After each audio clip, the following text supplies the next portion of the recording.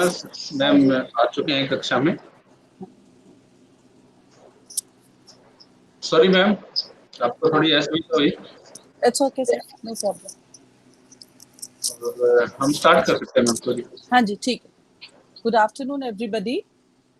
So till yesterday we have discussed the DNHE 1 course, which we have done almost 10 and 11 chapters which we're discussing, and for the next you can carry out, and if you have any problems then you can consult with me. Today I have selected one of the chapter which is very important, that belongs to the DNHE 2, and this is the first chapter which actually dependent or associated or about or anything what you can say about the population dynamics and the epidemiology. First of all, I would like to explain about the epidemiology. What is epidemiology? Epidemiology is like the study of bigger generations, like we were discussing yesterday about the generations, and it's about the generation, but yesterday we were discussing about the single person and the family person and about the nutrition only. And epidemiology is a kind of the study which dependent upon the a one endogamous population, actually one endogamous population. Okay, one endogamous population is what, like I really wanted to explain it in better words, like when you study some, like you can take the example of the coronary artery disease, suppose. Okay, and then coronary artery disease is a genetic disease, and the diabetes is also a genetic disease. Like it carries the few harmful or the disease causing genes from one generation to the next generation. Okay, and then there are some factors like socioeconomic factors and some environmental factors, some genetic factors. All these factors are causative agents of the diabetes and the coronary artery disease. You can take the example of any of the genetic disease. I have taken the example of the diabetes and the coronary artery disease. These two diseases are associated, and these two diseases are multifactorial. Multifactorial means what, many factors are associated to cause this disease, like environmental factors and the genetic factors. In the genetic factors, not only one disease, one gene, there are many genes which are correlated with each other and which are faulty. Like you can correlate with the amino acid sequences. Like the DNA is associated, the DNA carries all the genetic information. Triplet codon में वो आती है और एक एक amino acid आती है, तो एक जेनेटिक एक्सप्रेशन होता है। और अगर आपके जीन्स में ही जो इन्फॉर्मेशन है अगर वो फॉल्टी है, तो वो आगे अमीनो एसिड फॉल्टी होते हैं, उसके बाद जेनेटिक एक्सप्रेशन या प्रोटीन की फॉर्मेशन होती है, और जिससे बॉडी बिल्डिंग होती है, तो उस बॉडी में वो जेनेटिक फैक्टर है या जो भी डिजीज है वो फॉल्टी आ जाती है। इसी तरह से कुछ ऐसे फॉल्टी फैक्टर्स होते हैं जिनकी वजह से हमें डिजीज होती है, जो भी coronary artery disease and the diabetes. ठीक है, इसको मैंने एग्जांपल दिया। सो जब आप अब इन डिजीजेस के जो पॉजिटिव एजेंट्स को पढ़ने की कोशिश करोगे, then what will you do? आपको बहुत सारा, सपोज एक क्वेश्चनर आप रेडी करेंगे, ठीक है, उस क्वेश्चनर में आप नेम से लेके, सेक्स से लेके, जहां उसका बर्थ हुआ, उसका सोशियो इकोनॉमिक स्टेटस क्या है, इकोनॉमिक स्टेटस क्या है, फिर उसकी डाइटरी पैटर्न्स पे आ जाएंगे। So here I really wanted to relate that the dietary patterns जो हैं उसके, ठीक है, जेनेटिक फैक्टर्स तो हैं ही हैं, that we can not study, उनका हम कुछ चेंज नहीं कर सकते, बिकॉज जो इनहेरिट होके कैरेक्टर्स आ ही गए एक पर्सन में, ठीक है, तो उसके बाद we have to control the genetic factors only, क्योंकि genetic factors we have to control the environmental factors, sorry, ठीक है। तो जब जेनेटिक फैक्टर्स आ गए और एनवायरमेंटल फैक्टर्स जो भी हैं, ठीक है, तो दोनों फैक्टर्स एक्चुअली एसोसिएटेड होते हैं डिजीज कॉजिंग के लिए, ठीक है। तो जब हम genetic factors, we know that इस बंदे को ये डिजीज है, हम उसकी पॉजिटिव एजेंट्स ढूंढने की कोशिश करते हैं, फिर देन वी सी, हम उसका एक क्वेश्चनर बना के उसके एनवायरमेंटल फैक्टर्स, जब हम उसकी डाइट के रिलेटेड आते हैं, आपको पता है कि diabetes and the coronary artery disease both are related with some sort of the dietary patterns और some sort of the physical exercise. दोनों, मतलब दोनों के दोनों एनवायरमेंटल फैक्टर होंगे, जो आप खा रहे हैं और जो आप फिजिकल एक्सरसाइज कर रहे हैं, ठीक है। ये दोनों जब हम देखेंगे, ये दोनों फैक्टर्स जो हमारे आएंगे ना, वो आएंगे हमारे एनवायरमेंटल फैक्टर में, जिनकी वजह से, ठीक है। अब एक और एग्जांपल माइंड में एक पिक्चर बनाइए, जैसे कि एक पर्सन है, उसमें ऑलरेडी डायबिटीज के जीन्स हैं, उसको जिसके ऑलरेडी फैमिली में डिजीज है, इसका मतलब वो डायबिटीज उसको हो सकती है, कॉरोनरी आर्टरी डिजीज है जिसकी फैमिली में, उसको भी कॉरोनरी आर्टरी डिजीज हो सकती है. सो ही और she might must have containing the carrying the genes of diabetes and coronary artery disease. Okay, so what we can do, we have to identify those persons and we have to counsel. Okay, counselling उनकी करेंगे हम कि वो counselling उनकी हम करेंगे कि वो अपने environmental factors like dietary patterns अपने ठीक रखें. एक तो डाइटरी पैटर्न्स ठीक रखें, डाइटरी पैटर्न्स हम ठीक रखें, और दूसरा अपनी फिजिकल एक्सरसाइज लाइक एक सबसे पहले तो उसका सीडेंटरी लाइफस्टाइल को कंट्रोल करें. ठीक है, सीडेंटरी लाइफस्टाइल को कंट्रोल करेंगे, और दूसरा उसको उसके हम dietary pattern like sugary things and all, ये सब चीजें हम नहीं खाने देंगे, घी तेल को हम कंट्रोल करेंगे. ठीक है, ये सारे आएंगे एनवायरमेंटल फैक्टर्स में. ठीक है, तो जब हम एनवायरमेंटल फैक्टर्स को देख रहे हैं प्लस डाइटरी पैटर्न का इन दो डिजीजेस में बहुत ज्यादा है, तो this is also associated with our nutrition patterns. So this is so it becomes very necessary to study about the epidemiology of some diseases जो हमारी पूरी सोसाइटी में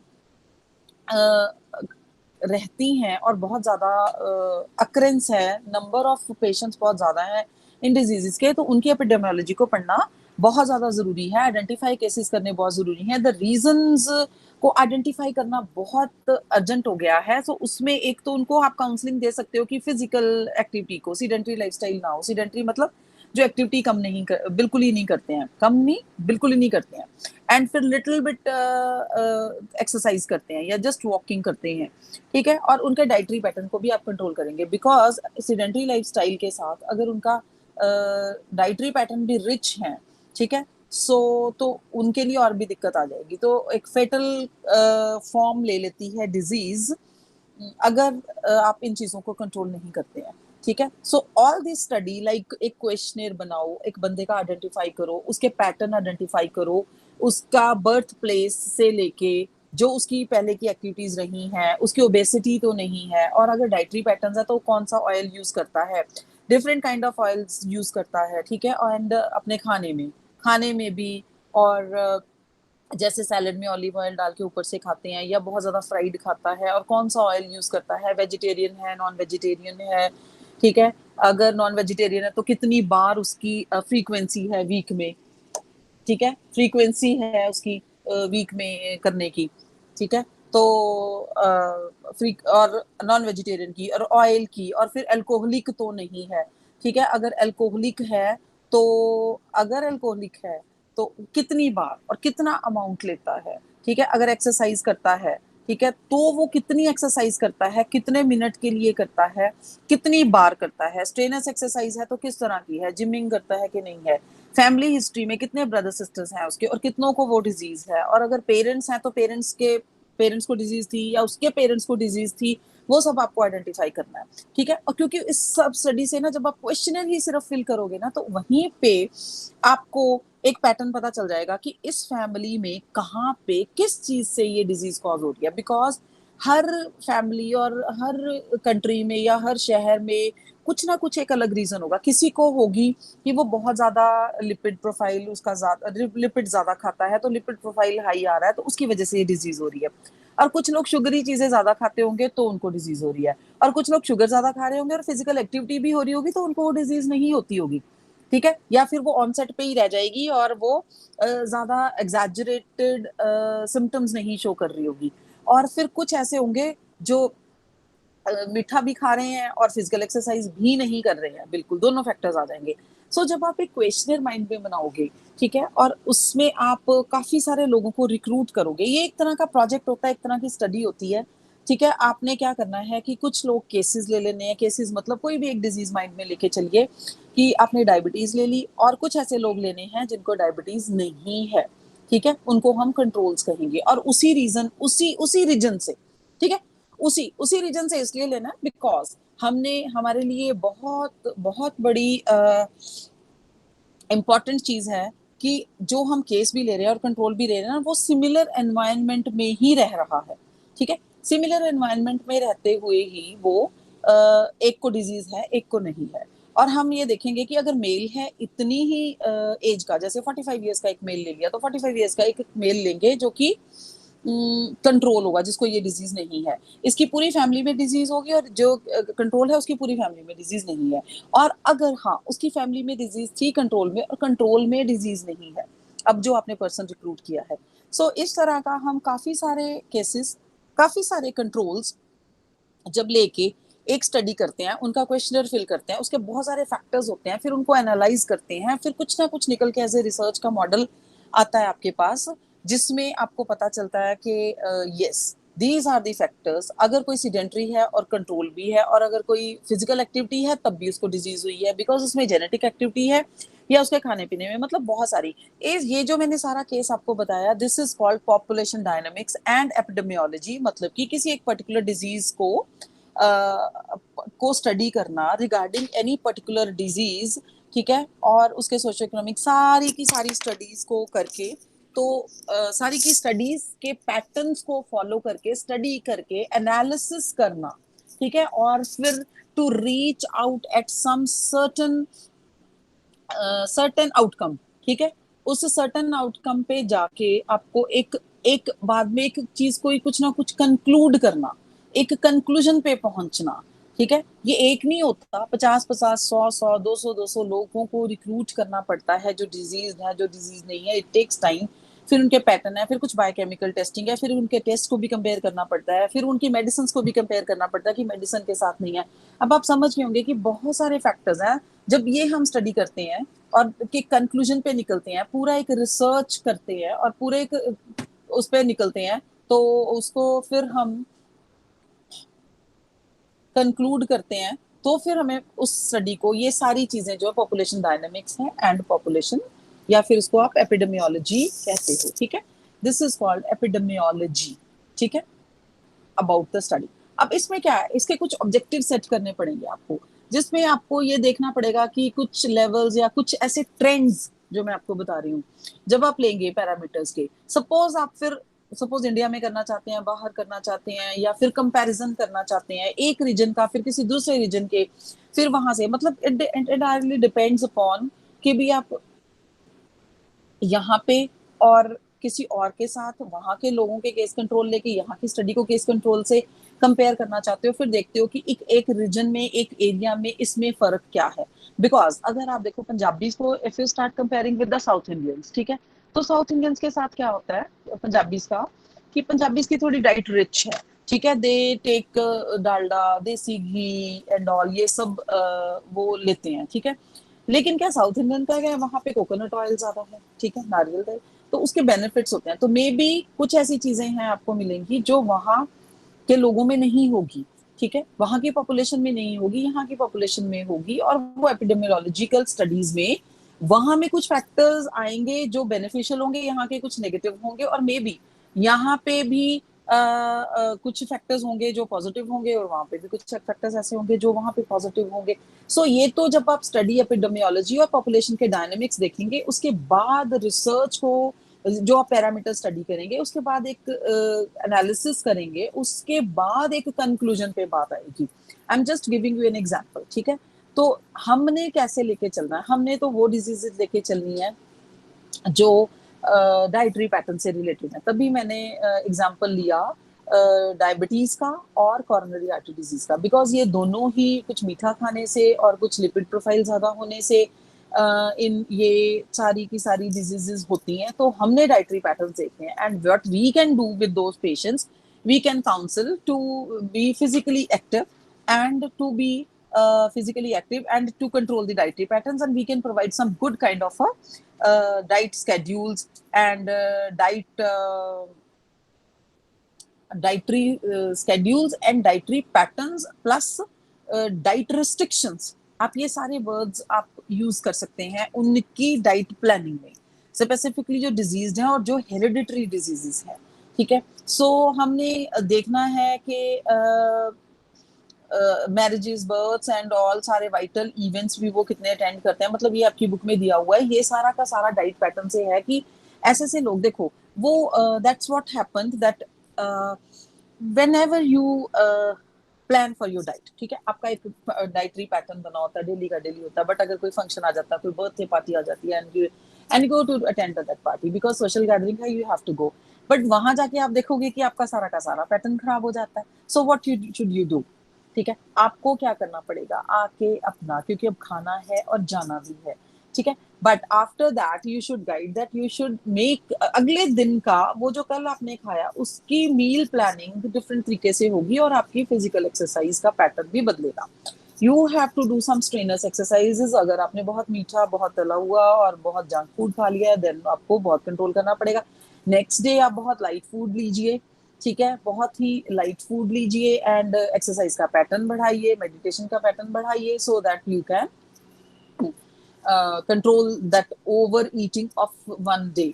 बट ठीक है, एंड देन कुछ वाइटल स्टैटिस्टिक्स हमारी एशियन कंट्रीज में है, जिनमें आपका है कि एक एक ये डिपेंड करता है दूसरा कि डाइटरी पैटर्न और जो एपिडेमियोलॉजी में हमारे इंडिया में खासकर क्या है कि डेथ एंड बर्थ रेट का बहुत रिलेशन है, ठीक है। टोटल पॉपुलेशन का रिस्क भी हमें फिर देखना है कि अगर इस एरिया में इतनी टोटल पॉपुलेशन है और उस पे कितने बीमार हैं और कितने उसमें क्या है, उससे पता क्या पता चलता है, उस पे रेशियो पता चलती है आपको, ठीक है। अगर आपने डिजीज, एक्चुअली अब आप थोड़ा सा डिफरेंट पैटर्न पे आइए, डीएनएचई है, फर्स्ट जो यूनिट था डीएनएचई 1 ऑल न्यूट्रिशन था, लेकिन अब हमने क्या लेके चलना है, ओवरऑल सोसाइटी को लेके चलना है, जिसमें कि बहुत ज्यादा लोग हैं और कितने लोग बीमार हैं, किस तरह की डिजीजेस हैं, सो दैट अगर आप उस एरिया में, उस एक सोसाइटी में रहते हैं, उस एक रीजन में रहते हैं, ठीक है, उस एक कंट्री में रहते हैं, देन आपको वो सब पैटर्न देख के चलने पड़ेंगे कि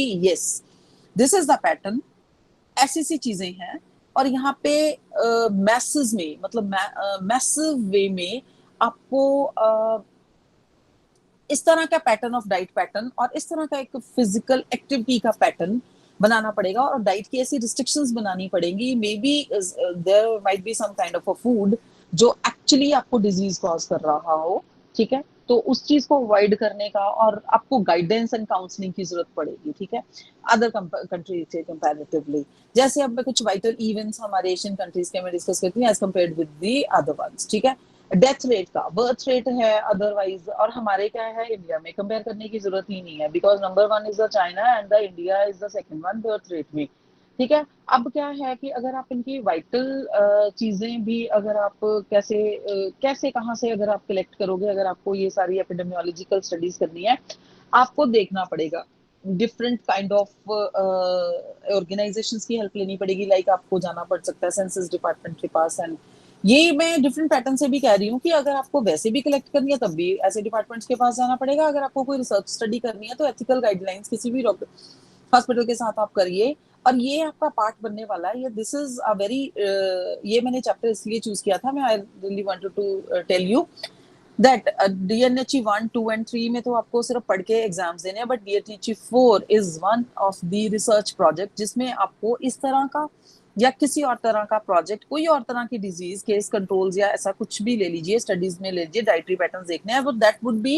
एपिडेमियोलॉजिकल स्टडी, क्योंकि आप लेंगे सैंपल, नंबर ऑफ पैरामीटर्स उनके कंपेयर करेंगे, कहाँ कहाँ से लेंगे। So this is one of the most important chapter as regard with the DNHE4, ठीक है। अगर आप इसको ध्यान से सुनेंगे तो DNHE4 का प्रोजेक्ट जो थीसिस वर्क है आपका वो बहुत अच्छे से हो जाएगा, ठीक है। एंड देन आप कहीं से भी डेटा कलेक्ट कीजिए, सेंसस है, सेंसस वालों के पास होता है, पॉपुलेशन रजिस्टर्स के पास होता है, सैंपल रजिस्ट्रेशन स्कीम, मतलब डिफरेंट डिफरेंट है, नेशनल सैंपल सर्वेज हैं, हेल्थ न्यूट्रिशनल रिकॉर्ड्स हैं, स्पेशल सर्वेज हैं, और डिजीज रजिस्टर्स भी हैं जिसमें आपको ये सारी मिल जाती है। बट हाँ, इसमें क्या है कि एथिकल इशू आ जाता है जब आप कहीं से कोई भी डिजीज का डेटा या कोई किसी का भी कोई भी डेटा लेते हैं, not the disease, the control ones like me, why should I give my information to anybody? Like he is asking for my the date of birth, he is asking about my weight, he or she is asking about my height, waist, hip ratio, BMIs, मेरे खाने पीने का, मेरे physical activity का, obviously सारी की सारी personal things जब आप रिवील करते हैं किसी के लिए तो बट एथिकल इश्यूज बहुत इन्वॉल्व हो जाते हैं, ठीक है। And then you have to, if you want to wish or wish to research something about the some research, जो भी आपने एक हाइपोथेसाइज लिया। हाइपोथेसाइज होता है जब आप कुछ सोचते हैं कि मुझे ऐसे करना ऐसे करना, इसमें शायद ये निकल आए। जब आप मन में एक प्लान बना के चलते हैं सिर्फ, तो वो होता है हाइपोथेसिस। फिर आप उस हाइपोथेसिस को लेके ऑब्जेक्टिव सेट करते हैं। ऑब्जेक्टिव सेट करते हैं, वो वही एपिडेमियोलॉजिकल ऑब्जेक्टिव्स आ जाते हैं, जिसमें आप सोचते हो कि अच्छा ये होता है, ये होता है, क्योंकि आप उस पर पढ़ेंगे, एक रिव्यू लिखेंगे कि इसमें क्या क्या क्या क्या होता है, उसके बाद आप ऑब्जेक्टिव सेट करेंगे। When you set up some objectives, तो उसकी अपनी स्टार्टिंग भी करनी है। फिर एक मटेरियल एंड मेथोडोलॉजी फॉलो करेंगे। मटेरियल एंड मेथोडोलॉजी में सबसे पहले तो क्वेश्चनरी आ जाएगा कि आपने क्या करना है, ठीक है। क्वेश्चनरी में आप क्वेश्चन सेट करेंगे, which I have already told you. तो यहाँ से ये स्टडी शुरू हो जाती है। This is what you are going to do in your DNHE4 project में, ठीक है। अब आपको सारी की सारी ये बात फिर वहां पे ये इसलिए आ जाती है कि आपको किसी की पर्सनल इंफॉर्मेशन को कहीं रिवील नहीं करना। उसके लिए आप क्या करते हैं, जो मेन बात होती है, जब आप किसी का कोई डेटा लेते हैं तो उसका नाम जो है वो एक सिंपल छुपा के रख दिया जाता है, उसके ऊपर एक कोड लगा दिया जाता है। सो वो कोड सिर्फ आप लोगों को पता होता है, ताकि कोई ये देखे तो वो रिवील ना कर पाए कि ये फलाना फलाना बंदे की इंफॉर्मेशन है। So these are something ethical, ठीक है। तो एथिकली जब भी आप किसी चीज को करते हैं तो आप लेके इस तरह से। अब सबसे बड़ी बात है, अब हम क्या करते हैं, अब अगर पॉपुलेशन स्टडीज के ऊपर आइए, सबसे पहले आप बर्थ रेट को कैलकुलेट करना शुरू करेंगे। बर्थ रेट कहीं का कैसे भी होता है, बर्थ रेट का number of births in a year in a given area में आप लेंगे। फिर एस्टिमेटेड मिड पॉपुलेशन लेंगे, मतलब एक एवरेज पॉपुलेशन डिवाइड कर देंगे उससे, जो नंबर ऑफ बर्थ्स हैं इन गिवन एरिया, और डिवाइडेड मल्टीप्लाई करेंगे 1000 से। तो इस हिसाब से आपका birth rate, crude birth rate आ जाएगा, ठीक है। उससे आपको पता चल जाता है कि इस एरिया की पॉपुलेशन क्या है, ठीक है। ये तो आपका वैसे तो एपिडेमियोलॉजिकल स्टडी से इसका कोई मतलब नहीं है, बट अगर आप पढ़ रहे हैं, अगर आपको किसी डिजीज का एस्टिमेट लगाना है कि बर्थ रेट और डेथ रेट से ज्यादा क्या है, ठीक है, डेथ रेट ज्यादा है या बर्थ रेट ज्यादा है, उस हिसाब से आपको पॉपुलेशन का सर्वाइवल रेट पता चल जाता है। उसमें डिजीज की कैपेसिटी पता चल जाती है, डिजीज का पैटर्न पता चल जाता है, ठीक है, और लाइफ का पैटर्न पता चल जाता है, और एवरेज लाइफ के ईयर्स पता चल जाते हैं कि for how many years a person can survive in this particular area. Then you analyze the things that because of this particular, then you start working on the reasons. जब आप किसी चीज को एनालाइज कर लेते हो ना कि यस ये बर्थ रेट है, ये डेथ रेट है, अब बर्थ रेट कम है, डेथ रेट ज्यादा है, तो एवरेज जो सर्वाइविंग लिविंग पॉपुलेशन होगी दैट शुड, वो कम होनी शुरू होगी सर्वाइवल, ठीक है। तो फिर आप रीजंस देखो कि क्यों है बर्थ रेट कम। क्या फीमेल्स की डाइटरी पैटर्न्स पे खत्म खराबी है, या उनकी एज फैक्टर कम है कंसीविंग का, या कुछ और रीजन है।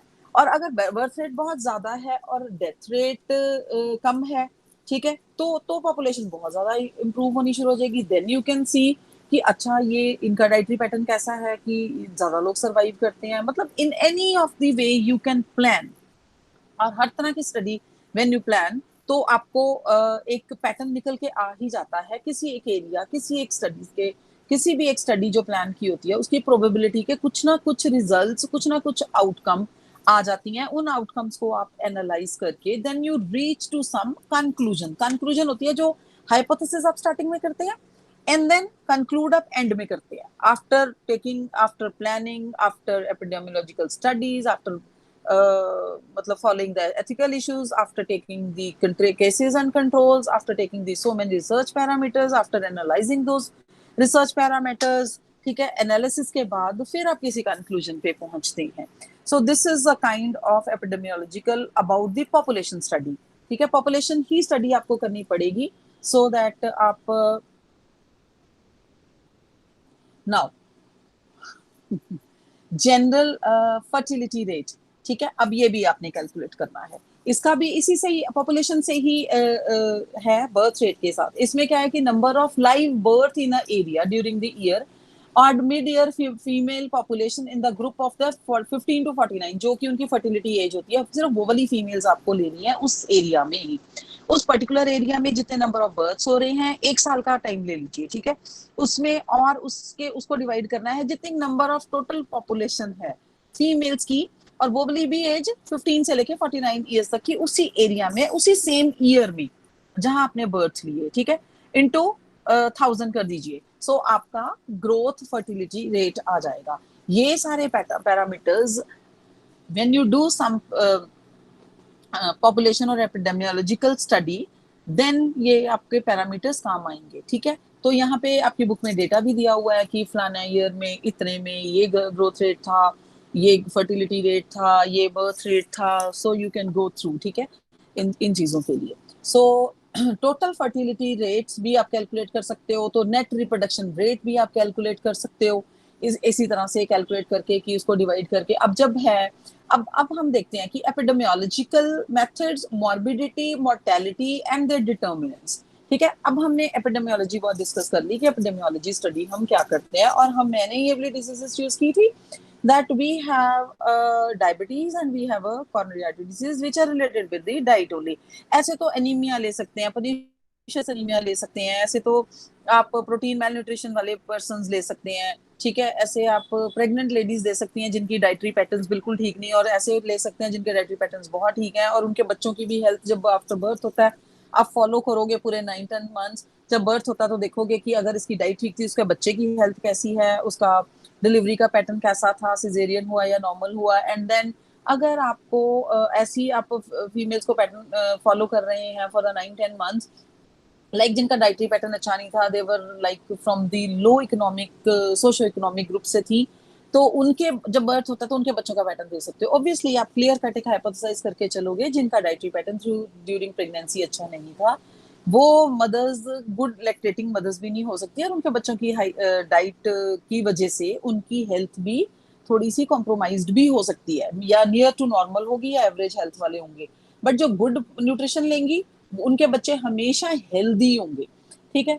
तो अगर हम इसकी वजह से हम मॉर्बिडिटी क्या होता है जब कोई मरते हैं, ठीक है, मोर्टेलिटी एंड देयर डिटर्मिनेंट्स, इनके डिटर्मिनेंट्स क्या है, ठीक है। अगर आप पैटर्न कोई भी फॉलो करते हैं, उनके डिटर्मिनेंट्स क्या है, क्रूड डेथ रेट आपको देखना पड़ेगा which we have already discussed, ठीक है। इन्फेंट मोर्टेलिटी रेट देखना पड़ेगा आपको, जो इन्फेंट वही मैंने बताया कि आप करेंगे, तो it entirely depends upon the diet तो मेन ही है, बाकी सोशो इकोनॉमिक फैक्टर जिसको एसोसिएटेड होता है। बट क्या है कि अगर उसका एक साइकोलॉजिकल फैक्टर है, ठीक है, तो वो भी आपको देखना पड़ेगा, बिकॉज उसकी वजह से भी कई बार स्ट्रेस फैक्टर बहुत ज्यादा हो जाता है, तो स्ट्रेस फैक्टर की वजह से वो कई बार स्ट्रेस कंडीशंस में भी बहुत ज्यादा रहती है, और उसकी वजह से भी, उसके स्ट्रेस की वजह से भी इन्फेंट की एज पे या हेल्थ पे इफेक्ट होता है।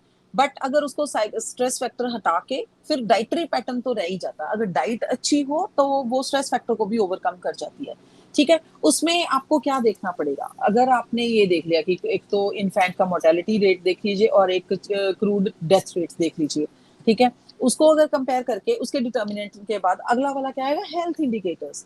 अब आपको हेल्थ अगर किसी की चेक करनी है, then you should have some indicators of health in your mind कि आपको क्या चेक करना है, ठीक है। तो आप ऐसी डिजीजेस के बारे में देखेंगे कि इसको डायरिया जल्दी जल्दी तो नहीं होता, और रेस्पिरेटरी डिजीजेस तो नहीं है, या फिर अंडर न्यूट्रिशन तो नहीं है। These are some health indicators की जिससे आपको देखना है किसी की भी हेल्थ के बारे में, चाइल्ड की, इन्फेंट की, प्रेग्नेंट मदर की, लैक्टेटिंग मदर की, या वैसे भी किसी की हेल्दी को भी देखना है। Then also you can see कि वो कैसे से पैटर्न्स फॉलो करता है, ठीक है।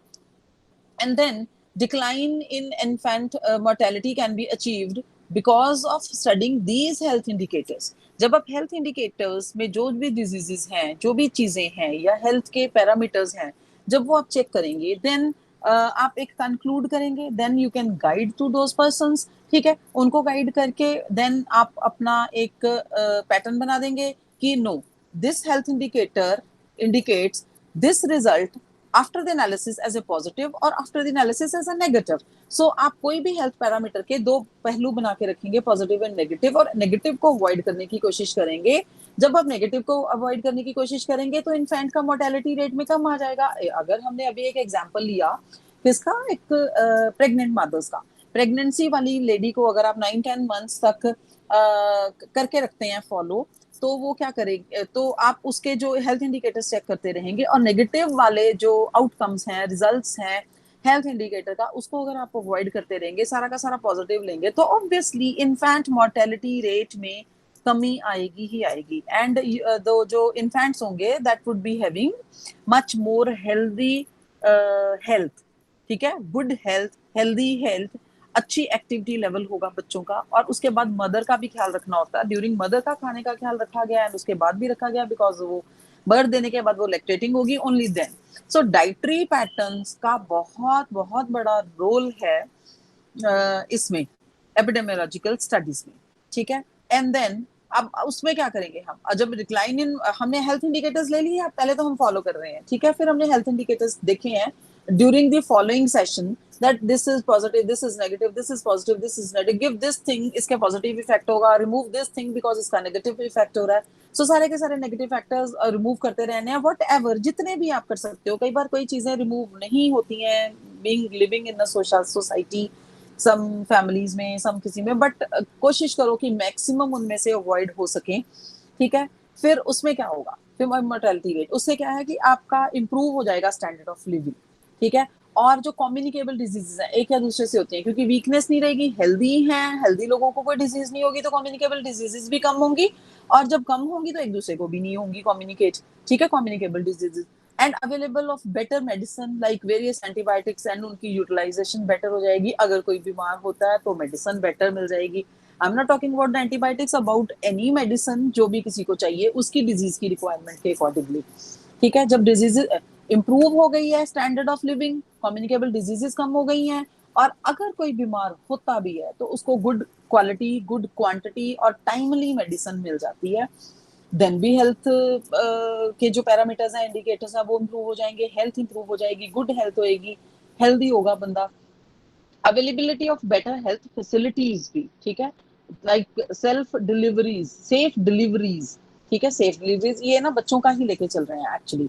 सो बेटर हेल्थ केयर मिलेगी, बेटर डाइट मिलेगी, और जब डिलीवरी होती है तब भी एक सेफ एंड क्लीन एनवायरनमेंट में, हॉस्पिटल में बहुत ट्रेन्ड डॉक्टर्स और ट्रेन्ड नर्सेज की निगरानी में अगर होती है, देन तो डिलीवरीज तो भी बच्चे की हेल्थ बहुत होएगी, ठीक है, गुड होएगी। एंड देन फिर balance diet and safe drinking water, water का बहुत ज्यादा, वाटर बोर्न डिजीजेस को अगर आप कंट्रोल कर पाते हो तो, और बैलेंस्ड डाइट देते हो तो, ठीक है, बैलेंस डाइट देके और सेफ ड्रिंकिंग वाटर अगर आप प्रोवाइड करते हो तो और भी बेटर है। तो हेल्थ इंडिकेटर्स सारे के सारे इन दो चीजों की वजह से बहुत इंप्रूव हो जाते हैं। अब नियोनेटल जो मोर्टेलिटी रेट होता है, नियोनेटल का मतलब बिल्कुल ही जो छोटा बच्चा होता है, जो number of deaths under the age of the weanling जैसे रैट्स होते हैं, ठीक है, या फिर नंबर ऑफ डेथ्स जो हैं, बच्चा 28 दिन का, एक महीने का भी नहीं हुआ, उसका हम कैलकुलेट करेंगे, टोटल बर्थ्स कितने हुए और ऊपर उस जितने बर्थ, जितनी डेथ्स हुई हैं 28 डेज की या 40 दिन के बच्चे की, ठीक है, उतना नंबर, और डिवाइडेड बाय जितने टोटल बर्थ्स हुए से डिवाइड और मल्टीप्लाई करेंगे हम 1000 से, तो हम न्यूनेटल मोर्टेलिटी रेट कैलकुलेट कर सकते हैं इस दिस में। और जो पेरीनेटल मोर्टेलिटी रेट है वो भी same, like late foetal deaths हैं, स्टिल बर्थ्स होते हैं, मतलब बच्चा अंदर से ही स्टिल पैदा हुआ है, और प्लस जितनी डेथ्स हुई हैं 1 वीक में इन्फेंट की, ठीक है, अगर उसका वेट 1 किलो ही था तो, और डिवाइड करेंगे आप टोटल जितने बच्चे जिंदा पैदा हुए हैं, और प्लस स्टिल बर्थ जितने भी स्टिल बर्थ हुए हैं उनको प्लस करके डिवाइड करेंगे, तो आपके पास पेरीनेटल मोर्टेलिटी रेट आ जाएगा, ठीक है। ये सारा का सारा सीधी सीधी सी मैं आपको बताती हूँ कि ये सारी चीजें हैं जो पेरीनेटल मोर्टेलिटी है, ये भी complication of mother during pregnancy and delivery के कारण होती हैं, और कॉम्प्लिकेशन होती है प्लेसेंटा के साथ, या फिर डिसऑर्डर्स हो जाते हैं कुछ ना कुछ इन्फेंट में। वो अगर जेनेटिक नहीं है तो एनवायरमेंटल होंगे जो कि कंट्रोल किए जा सकते हैं, या फिर डाइटरी पैटर्न की वजह से होंगे, या हेल्दी डाइट नहीं मिल रही है, वो भी कंट्रोल की जा सकती है। You can provide good environment and stress-free environment and good health, good food, and then these things could be controlled. ठीक है. You may, however, remember the following main cases like low birth rate नहीं होना चाहिए. ये सारी चीजों को हमने avoid करना. What we are discussing to avoid these things. Like एक तो low birth rate ना हो, injury ना हो during birth बच्चे को भी और mother को भी, and congenital malformations ना हो. ठीक है. वो तो खैर थोड़ी जेनेटिक होती हैं, सो इसको स्टार्टिंग में ही देखा जाता है। आजकल तो बहुत ज्यादा टेक्निक्स आ गई हैं, डायग्नोस्टिक टेक्निक्स हैं, एंड इन्फेक्शंस ना हो आफ्टर बर्थ, बिकॉज बच्चे में क्या होता है कि जब तक बच्चा पैदा होता है तो 4 मंथ्स तक एक तो कोई एंटीबॉडीज नहीं होती है, इसीलिए तो सिर्फ मदर का मिल्क प्रेफर किया जाता है, outside milk sources and water बिल्कुल भी नहीं दिया जाता, ताकि कोई इन्फेक्शन ना हो। इवन आफ्टर बॉइलिंग, ठंडा करने के बाद आपके बर्तनों में कुछ, बिकॉज जब जब इन्फेंट है तो उसमें आईजीजी, आईजीजीएम, ये सब एंटीबॉडीज भी बहुत लेटर स्टेज पे बननी शुरू हो जाती है आफ्टर फ्यू मंथ्स। तो जब बच्चा होता है तो उसको एक क्लीन एनवायरनमेंट, क्लीन कपड़ों में क्लीन कपड़े पहनाए जाएं, क्लीनिंग वाटर का भी ख्याल रखा जाए, और पानी उसको देना नहीं होता, मदर मिल्क पे ही वो सरवाइव करता है। सो इन चीजों को, इन्फेक्शंस को अवॉइड करने के बहुत सारे पैरामीटर्स का ख्याल रखना पड़ता है, मदर की हेल्थ का भी इवन ख्याल रखना पड़ता है, मदर की क्लीनिंग का भी, क्योंकि बच्चे ने मदर से ही फीड लेनी होती है। And several factors have been identified to influence these main causes, like mother की एज, ठीक है, इस चीज में बहुत मैटर करती है, 19 ईयर्स से लेट होनी चाहिए और 35 ईयर्स से लेस हो, क्योंकि later pregnancy is also mental जो हेल्थ है वो बच्चे की अफेक्ट करती हैं, ठीक है। और 19 ईयर से अगर अर्ली होगी तो मदर की हेल्थ भी खुद ही वो इतनी हेल्दी नहीं है, ठीक है, she is not ready to produce one offspring, और वन ऑफस्प्रिंग कह सकते हैं आप, ठीक है, अपने जैसा एक नहीं पैदा कर सकते। स्पेस बिटवीन द प्रेगनेंसी, की जल्दी जल्दी प्रेगनेंसी नहीं, एक बच्चे के और दूसरे बच्चे के बीच में एटलीस्ट 3 इयर्स का डिफरेंस होना चाहिए। अनसेटिस्फैक्टरी प्रोग्रेस ऑफ प्रेगनेंसी, सबसे बड़ी बात है कि जो प्रेगनेंसी है, जिस दिन से प्रेग्नेंट लेडी कंसीव करती है उसके बाद उसका वीकली, मंथली, 15 जैसे भी जो रूटीन डॉक्टर्स का चेकअप होता है वो होता रहना चाहिए, और बच्चे की जो प्रोग्रेस होती है और मदर की हेल्थ भी ऑल्सो ऑब्वियसली डाइटरी पैटर्न की वजह से भी, और स्ट्रेस फैक्टर्स को रिमूव करके और एनी अदर डिजीज की भी केयर करके, अगर अगर कोई है तो अनसेटिस्फैक्टरी अगर प्रोग्रेस है प्रेगनेंसी की, अगर बच्चे की ग्रोथ नहीं हो रही है, वेट है, तो उसके रीजंस भी you have to find it out कि क्यों नहीं हो रही है, ठीक है, वो सब आपको नजर में रखना पड़ेगा। और पुअर न्यूट्रिशनल स्टेटस है अगर मदर का, वो तो सबसे जरूरी है, ठीक है। तो लो socio economic status of a mother, क्योंकि वो लो सोशो इकोनॉमिक स्टेटस की अगर है तो ऑब्वियसली इकोनॉमिक प्रॉब्लम्स होंगी, तो पुअर न्यूट्रिशनल स्टेटस होगा ही होगा। So we have to take care, because आजकल जो ये डिस्पेंसरीज हैं जो सरकारी हैं, वहाँ पे आयरन की, कैल्शियम की, ये सब फ्री मिलती हैं, और भी बहुत सारी चीजें हैं, मिल्क पाउडर है। बाद में भी जब बच्चा होता है तो डिलीवरी में काफी कुछ government is doing some very good, so तभी तो मोर्टेलिटी रेट इम्प्रूव हो रहा है, बिकॉज ऐसी रिसर्च होती है, एपिडेमियोलॉजिकल स्टडीज होती हैं, तो गवर्नमेंट कुछ ना कुछ स्टेप्स ले ही लेती है to cover all this mortality rate को डिक्लाइन करने के लिए, ठीक है। Lack of availability of the non utilization and health services, एक ये होता है कि अगर आपको कोई बहुत गुड हेल्थ सर्विसेज अवेलेबल ही नहीं है, मदर चेकअप के लिए जा ही नहीं पा रही है, या डायग्नोस्टिक नहीं हो रहा है, टाइमली अल्ट्रासाउंड नहीं हो रहा है, ग्रोथ नहीं चेक हो रही है बेबी की, ठीक है, या फिर अवेलेबल ही नहीं है, या फिर हैं तो उनको यूटिलाइज नहीं कर रहे हैं because of less educational level. Sometimes लोग एजुकेटेड नहीं होते हैं ना, तो वो लोग जाते ही नहीं है, आपके आसपास चीजें अवेलेबल हैं, वो जाएंगे ही नहीं, यूटिलाइज ही नहीं करेंगे हेल्थ सर्विसेज को। सो वैसे केसेस में भी फिर थोड़ा सा दिक्कत आ जाती है मदर को भी और बच्चे की हेल्थ को भी। Improper delivery and non qualified birth attendants, अब ये भी बहुत बड़ी प्रॉब्लम है कि डिलीवरी जो हुई है वो भी इम्प्रॉपर हुई है, और जो बर्थ करवा रहे थे, जिन्होंने बर्थ देने में, डिलीवरी कराने में डॉक्टर्स या जो नर्सेज थी, अब डॉक्टर या नर्सेज तो क्वालिफाइड होती हैं, कुछ ऐसे लोगों की प्रेजेंस में बर्थ दिलाया गया है जो नॉन क्वालिफाइड थे, ठीक है। तो वैसे भी दिक्कत आएगी उसमें, इन्फेक्शन के चांसेस, या मदर की हेल्थ को, बच्चे की हेल्थ को, और बहुत सारी मल्टी कॉम्प्लिकेशंस हैं, वो ऐसी आ सकती हैं, ठीक है। तो सेंसिटिव इंडिकेटर्स ऑफ द है जैसे care during pregnancy, natal care, care during delivery, post natal care, care, इस तरह की केयर्स हैं, जैसे कि केयर ड्यूरिंग प्रेगनेंसी है, नेटल केयर है, केयर ड्यूरिंग डिलीवरी है, पोस्ट नेटल केयर है, केयर आफ्टर बर्थ, ठीक है। तो इस चीज को आप ध्यान में रखिए, 3 तरह की चीजें खासकर प्रेग्नेंट लेडीज के लिए, ठीक है, प्रेग्नेंट लेडीज के लिए, और आफ्टर डिलीवरी भी मदर की और बच्चे दोनों की केयर के लिए, so that we can remove so many factors, अगर हम केयरफुली इस तरह से चलते हैं, दिस टाइप की एपिडेमियोलॉजी और पॉपुलेशन स्टडी करते हैं, फैक्टर्स को रिमूव करते हैं, नेगेटिव फैक्टर्स को। In the developed countries, the prenatal mortality is high, ठीक है, perinatal is high, attempts are being made to control this mortality. मतलब पेरीनेटल अगर डेवलप्ड कंट्रीज में हाई है तो वो उसको मोर्टेलिटी रेट को कंट्रोल कर रहे हैं। डेवलपिंग कंट्रीज में क्या है कि infant mortality rate during the first year, 1 साल में ही बच्चा हेल्दी नहीं पैदा होता, उसको कंट्रोल करते रहते हैं, बट 1 साल में ही वो सरवाइव नहीं कर पाता, वो बहुत ज्यादा हाई है। तो वो ज्यादा से ज्यादा क्या है, जब बच्चा पैदा हुआ है तो इसका मतलब अगर वो कम भी पैदा हुआ है ना, तो डाइट के बेसिस पे ना, अगर हम गुड डाइट भी कराए ना, तो उसकी हेल्थ को इम्प्रूव किया जा सकता है। एक तो मदर की केयर नहीं हुई, दूसरा बच्चा भी हेल्दी पैदा नहीं होगा ऑब्वियसली, अगर मदर की केयर नहीं हुई है, डाइटरी पैटर्न्स के बिहाफ पे मैं कह रही हूँ। बट अगर बच्चा हो गया तो उसको अगर हेल्दी नहीं भी था ना, then you can improve his और her health with the diet. But फिर आफ्टर डाइट भी, आफ्टर बर्थ भी उसकी कंट्रोल नहीं हुई है, तो क्या करते हैं कि उसकी 1 ही साल में डेथ हो सकती है। ठीक है, बट इसका मतलब उसका डाइटरी पैटर्न बाद में भी नहीं देखा गया, बाद में भी उसको कंट्रोल नहीं किया गया।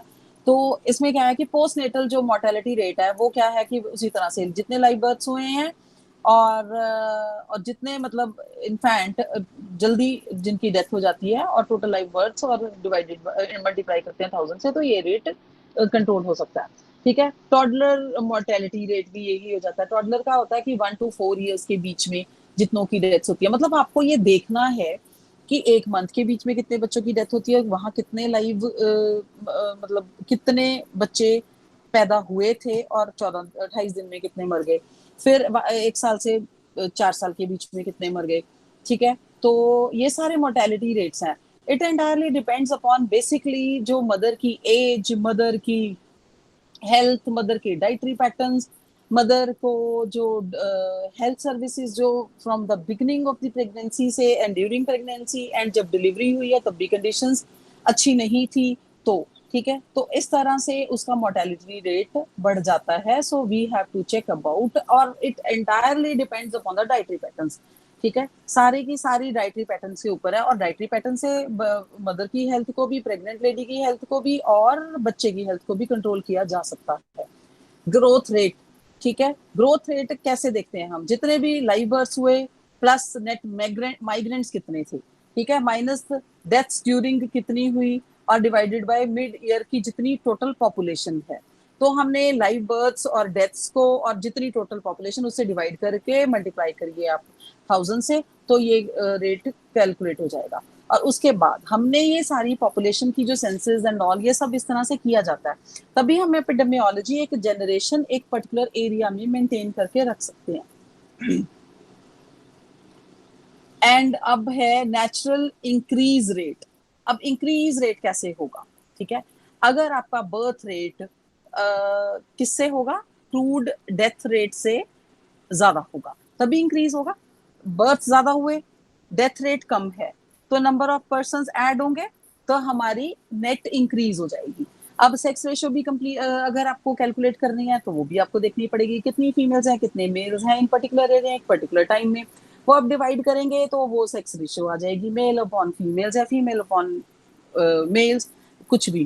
ठीक है, अब लाइफ एक्सपेक्टेंसी, ये वर्ड्स, ये डेफिनेशंस आप याद रखिए, ये सारी चीजें आपको पेपर में, ये जो जितने भी मोर्टेलिटी रेट्स हैं किस तरह से है, नेट रेट्स है, इनमें आ सकते हैं 2-2 नंबर में, एक नंबर में डेफिनेशंस में, या विद लॉन्ग आंसर्स में, तो फिर इसके साथ रिलेटेड और पैरामीटर्स आपको डिस्कस करने पड़ सकते हैं। And all this is very much necessary for the DNHE4। I have already told you life expectancy at a birth, जैसे average number of years of a new born baby can be expected to live with the existing schedule of the mortality, and life expectancy at given age कैसे calculate करते हैं, the average number of additional years of a person would live from given time। ठीक है, एक time पे आप देखते हैं कि अब यहाँ से ये कितने जिएगा, फिर उसके वहां से आप कंसिडर करते हैं कि अब इतने साल जिया, considering the existing pattern of the mortality. ठीक है, जो ऑलरेडी एग्जिस्टिंग पैटर्न है कि इतने साल में मर जाते हैं, इतने साल में, फिर आप एक बंदा देखेंगे अब ये इतने साल तक पहुंच गया है कि यहाँ पे एवरेज एज डेथ की इतनी है, तो एक बंदा उस एज तक पहुंच गया है, फिर आप वहां से उसकी लाइफ एक्सपेक्टेंसी का देखना शुरू करेंगे कि अब इस एज पे पहुंच के ये कितने साल जीता है। वो जितने भी ज्यादा साल जिएगा तो वो उसकी लाइफ एक्सपेक्टेंसी होगी। ठीक है, तो लो बर्थ रेट का भी आपको पता चल गया है, लो बर्थ रेट है, कैसे लो बर्थ रेट को कैलकुलेट किया जाता है। ठीक है जी, ये अब क्या है कि इस यूनिट में हमने एक फर्टिलिटी मोर्टेलिटी रेट्स पढ़े हैं, इंपॉर्टेंस है planning of effective health services को स्टडी किया है। ठीक है, अब हमें ये पता है कि 1 to 4 years या 28 डेज तक का कैसे बच्चों की एज को कैलकुलेट करना है। ठीक है, और आपको ये सारे words like antenatal, census, congenital, crude, gestational, neonatal, ठीक है, वाइटल, ये सारी चीजें आपको डेफिनेशंस इनकी याद रखनी पड़ेंगी। ठीक है, so let's finish here with this chapter epidemiology. We'll continue with some other chapter.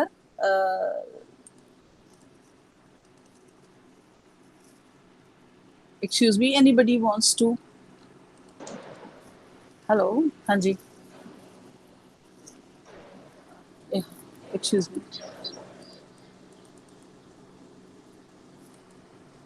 कोई लर्नर अगर मैडम से पूछना चाहता है तो कृपया पूछ सकती हैं। Epidemiology and planning of the research, anything.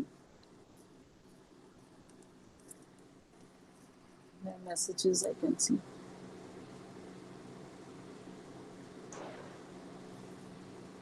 Okay, thank you ma'am. Thank you ji, thank you sir, thank you. और बाकी हम चर्चा करते हैं मैम। ठीक है जी, ठीक है। सभी बच्चे भी ध्यान रखेंगे। अभी 2 मिनट सभी होल्ड रहे, हो सकता है कि मैं आप लोगों को कल के क्लास कक्षा के बारे में जानकारी प्रदान करूंगा।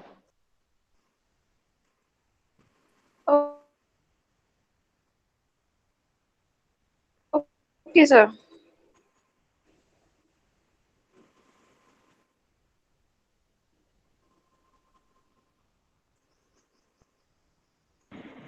एक मिनट सब लोग वेट करेंगे, तेजपाल जी बता रहे हैं।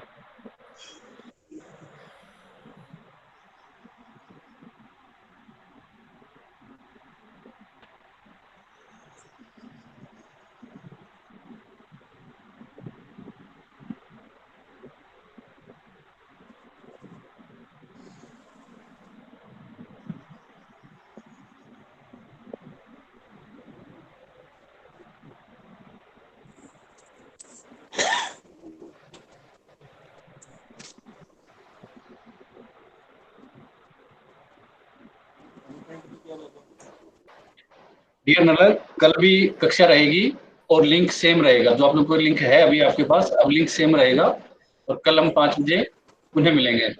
डॉक्टर नूरुल हमारे असिस्टेंट डायरेक्टर नहीं, everybody please take care, note down that at what time, Tejpal ji? Same time? Same time sir, 5 से 5 At PM। 5 there will be another class of this, please attend, and the link will be the same tomorrow. Okay, so have a nice day. Thank you everyone. Sir एक बात पूछनी थी। जी बताइए पूछिए। Sir practical 3 होंगे? जी हाँ, practical तो आप मैडम से कल मालूम कीजिएगा, प्रैक्टिकल कितने होंगे, कब होंगे, मैडम आपको बताएंगी। अभी सर ने क्लास शुरू होने से पहले हाँ, बताया कि बिल्कुल। प्रैक्टिकल की डेट चेंज हो गई है, 15 हाँ, हो गई है, तो ठीक है। मेरे को आइडिया नहीं था वो प्रैक्टिकल्स भी अलग अलग होंगे। प्रैक्टिकल नहीं है, वो प्रोजेक्ट है। प्रोजेक्ट है ओके वो। हाँ।